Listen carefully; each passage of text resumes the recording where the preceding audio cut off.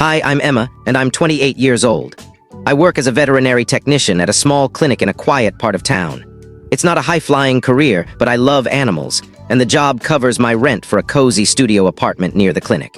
I can bike to work, which saves me a bit of cash. My family dynamic, though, is a mess. I have two parents and an older sister, Lauren, who's 32. Lauren's a marketing executive at a big firm in the city, pulling in a hefty salary. My parents practically worship her. It's been this way forever, but things got worse after I finished college. Lauren landed her dream job right out of school and moved into a sleek downtown loft. She's been dating a guy named Ethan, who comes from what my parents call a solid family. Meanwhile, I'm stitching up dogs and cats, living in my modest apartment and very much single. To my parents, I'm the family letdown. Whenever we had company, my parents would gush over Lauren. Our daughter's a rising star at Pinnacle Marketing, my mom would beam. She's going places unlike Emma. Then my dad would chime in, and Lauren's got such a great guy. They're serious. Emma hasn't dated in ages. They'd say this stuff right in front of me like I was invisible. Guests would squirm, trying to shift the conversation, but my parents didn't care. They'd keep praising Lauren and tossing little jabs my way. It stung every time, but they brushed it off. When I tried to tell them how it felt, they'd roll their eyes. "Oh, Emma's just being sensitive," my mom would say. "We're proud of Lauren's success." So I started avoiding family gatherings. I'd come up with excuses to skip dinners or events. It was easier than enduring their comparisons. I could still see what was happening through Lauren's Instagram. She'd post pictures from family dinners at my parents' house. Her, Ethan, my parents, all grinning like a picture-perfect family. Her captions read things like, "Nothing like family nights," or "Grateful for these moments." It was like I didn't exist. Like I wasn't part of the family at all. The only person who truly cared about me was my grandmother on my mom's side, whom everyone called Gran. She lived in a charming bungalow about 15 minutes from my place, with a wraparound porch and a backyard full of roses and lavender. Gran was my rock. When I was applying to college and my parents were obsessed with Lauren's achievements, Gran helped me with my applications. She even slipped me money for textbooks when my parents said they could only afford to help one kid.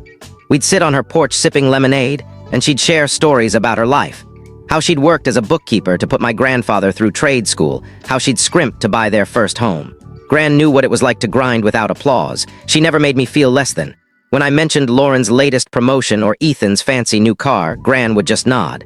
"That's nice for her," she'd say. "Now tell me about your week." She was the only one who asked about my job, my apartment, my life. The only one who remembered my birthday without a social media nudge. The only one who made me feel like I mattered. So when my phone buzzed one Thursday night with my mom's name on the screen, I almost ignored it.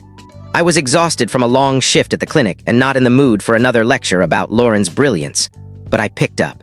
"Emma," my mom's voice was practically vibrating. "Big news, Lauren and Ethan are engaged." My stomach sank, but I forced a smile into my voice. "That's awesome, Mom. They must be thrilled." "Oh, they are. We're hosting an engagement party in 2 weeks at our house. Ethan's parents are coming, and they're big names in Lauren's industry, so this is a huge deal. You have to be there, Emma. It's important for Lauren's career.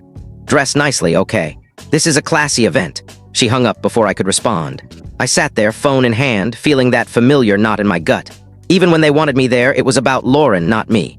For the next 10 days, I debated skipping the party. Part of me wanted to fake a work emergency. But despite everything, I cared about Lauren. She was my sister, even if our parents played favorites. Then 3 days before the event, Lauren called. "Hey, Emma," she said, her tone softer than usual. "I know Mom told you about the party. I just wanted to ask you myself to come. I know things have been off with Mom and Dad, but this means a lot to me. I want my sister there." Her words hit me hard. When was the last time she'd called me her sister in front of anyone? "Of course, Lauren," I said. "I'll be there." After we hung up, I felt a flicker of hope. Maybe this could be a chance to mend things. Maybe Ethan's parents being there would force my parents to act normal. The day of the party arrived. I agonized over my outfit, settling on a simple emerald green dress. Nice, but not showy. I didn't want to steal Lauren's thunder, but I also didn't want Mom critiquing my look. I drove to my parents' house around 6 p.m., my stomach in knots. Laughter and chatter spilled out as I approached the door. I knocked and my dad answered, his smile a bit too wide. "Emma, you made it. Come in." The living room was buzzing with people, some relatives, but mostly strangers, probably Ethan's family and friends. Everyone was dressed to the nines, sipping cocktails and talking in polished tones. I spotted Lauren across the room with Ethan, who was in a sharp suit, his arm around her. She looked radiant in a blush pink dress, her engagement ring sparkling as she laughed.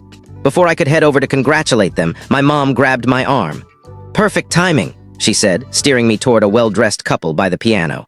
Emma, meet Ethan's parents, Charles and Diane. Charles shook my hand with a warm smile. So nice to meet you, Emma. Ethan says you're a wonderful sister-in-law to be. Thanks, I said, shaking Diane's hand too. Lauren and Ethan seem really happy. We made small talk about my job in the city. They were kind, and I started to relax. Out of the corner of my eye, I saw Gran sitting in her favorite armchair by the window, wearing a navy dress she saved for special occasions. She winked at me and I smiled back. I excused myself from Ethan's parents to go say hi. There's my girl, Gran said, pulling me into a hug. You look stunning. You too, Gran, I said, settling beside her. I wanted to stay and chat, but my mom appeared, her voice low and urgent. Emma, I need a favor. What? I need you to leave. Just say you have an emergency and go. I stared at her, stunned. What? I just got here. Please just do it. Make an excuse and slip out. My heart sank. Mom, why do you want me gone? Before she could answer, Gran's voice cut in. Emma, where are you going? The party's just starting. My mom's face flushed. Oh, she just remembered something urgent. Gran raised an eyebrow. More urgent than your sister's engagement party? I hesitated, caught between my mom's pleading eyes and Gran's sharp gaze. Actually, Gran, I said, I don't have anywhere to go. I'm staying. I sat back down and Gran patted my hand. My mom forced a smile and walked away. Soon my dad announced dinner was ready. The dining room was decked out with candles and elegant place cards.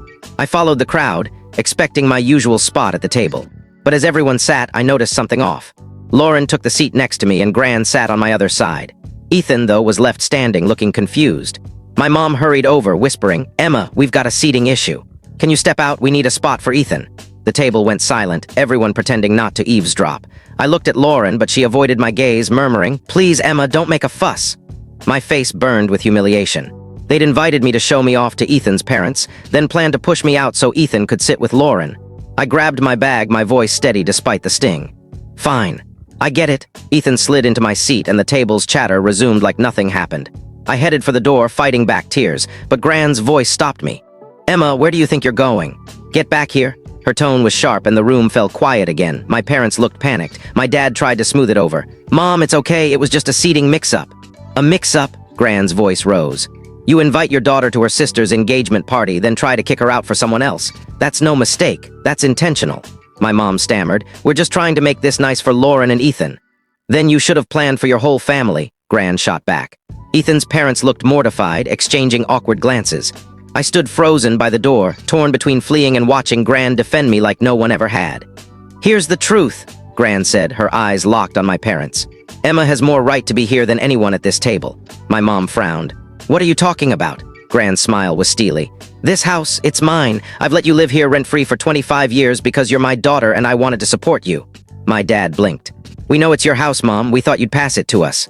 You thought wrong, Gran said coolly. Last month I signed the deed over to someone else. She looked at me. I gave it to Emma. She's the legal owner now. My jaw dropped. My parents looked like they'd been hit by a truck. What? My dad sputtered. Gran shrugged. It's done. The paperwork's filed. She turned to me, her expression softening. You've never asked me for anything, Emma. You visit me because you care, not because you want something. After seeing how your parents treat you, I knew this was right. I was speechless. My mom's face was ghostly white. You can't do this, my dad said. Gran raised an eyebrow. I already did. The house is Emma's. The room exploded in whispers. Ethan's parents looked stunned, Lauren was staring at me, and my relatives were murmuring. My mom jumped up. Emma, sit down. We'll figure this out. Ethan can sit in the kitchen. I almost laughed minutes ago. She wanted me gone, and now she was begging me to stay because I owned their house. No thanks, I said. I'm done here. Gran stood. You know, I think I'll head out too. This party's not what I expected. She looped her arm through mine. Carol James, she said to my parents, thanks for the evening. You've got some thinking to do. We walked out, ignoring my parents' protests. Outside, I finally spoke. Gran, did you really give me the house? She grinned. Sure did. It was time to shake things up. Why didn't you tell me? Wanted to see how they'd act tonight. I had a hunch they'd pull something like this. Tears welled up, happy tears, overwhelmed tears. I hugged her. Thank you. No need to thank me, she said. You deserve a family that values you. If they can't, maybe being your tenants will teach them. At her house, she handed me a folder. Here's the paperwork. It's all legal. The house is yours. I drove home in a daze, ignoring the flood of calls and texts from my parents. At my apartment, I opened the folder. There it was, the deed, my name as the owner. My phone was blowing up, 15 missed calls, dozens of texts. Emma, call us back. We're sorry, it was a misunderstanding. I turned it off. The next morning, my parents showed up at my door looking frantic. Emma, we need to talk, my mom said. Last night was a mistake. A mistake, I said. You miscounted chairs? My dad shifted uncomfortably. We didn't mean to exclude you. We love you. Funny how you only say that now, I replied. My mom's face reddened. Gran had no right to give you the house. It should stay with us. I'm your daughter, I said. I am family. They had no answer. For the first time, I felt in control. The house was mine, and so was my voice.